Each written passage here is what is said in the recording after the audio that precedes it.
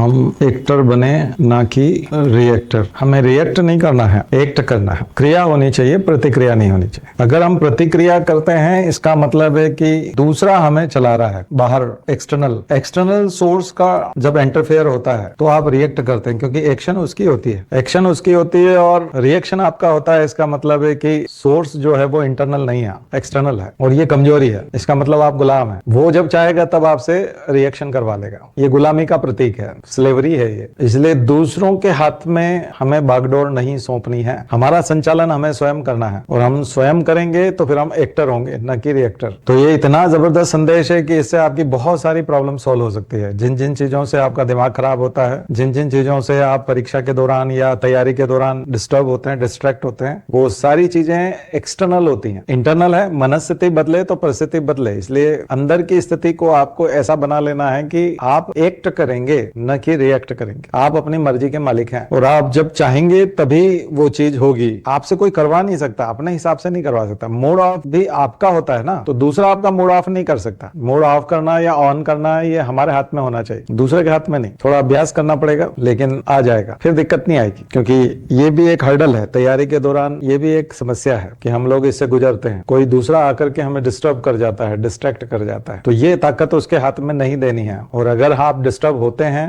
Distract होते हैं, mood off करते हैं, इसका मतलब है कि आप ताकतवर नहीं है, दूसरा ताकतवर है। जो ताकतवर होगा, सर्वाइवल ऑफ द फिटेस्ट, जो फिट होगा वही सर्वाइव करेगा। इसका मतलब आप फिट नहीं है। कौन फिट कर रहा है, कौन फिट हो रहा है? समर्थ कौन है? दूसरा समर्थ है, ताकतवर दूसरा है। सुपर इंपोजिंग उसने कर दी। आप तो अपने हाल में मस्त थे, लेकिन आपका मूड खराब कर गया, इसका मतलब सुपर इंपोजिंग हो गई। तो ये आपको ऐसी परिस्थितियां पैदा नहीं होने देना है। अब कुछ चीजें ऐसी है कि यदि आप आर्थिक रूप से अभी किसी के ऊपर डिपेंड करते हैं तो थोड़ा सा दिक्कत हो सकती है। एकदम से आप उनसे अलग नहीं हो सकते, क्योंकि आप आर्थिक रूप से वहां निर्भर करते हैं और दूसरे के ऊपर निर्भरता है। तो फिर हो सकता है कि ऐसे में उनकी बात सुननी पड़े, तो वहां पर भी अपना मैनेजमेंट करना पड़ेगा। क्या मैनेजमेंट करना पड़ेगा? इंटरनल वाले को, यानी हमारी अंतर की जो आवाज है, अंदर की जो इंटरनल वाली जो चीज है, इसको मजबूत करना पड़ेगा, इसको ताकतवर बनाना पड़ेगा। तो इंटरनल जो है वो आप पहले हैं, पहला आप हैं जो एक्ट करते हैं। दूसरा एक्सटर्नल है जो आपसे रिएक्ट करवाता है। तो आपको अपनी ताकत को पहचानना, इसलिए स्वयं को पहचानो, स्वयं को जानो, स्वयं को ताकतवर मानो,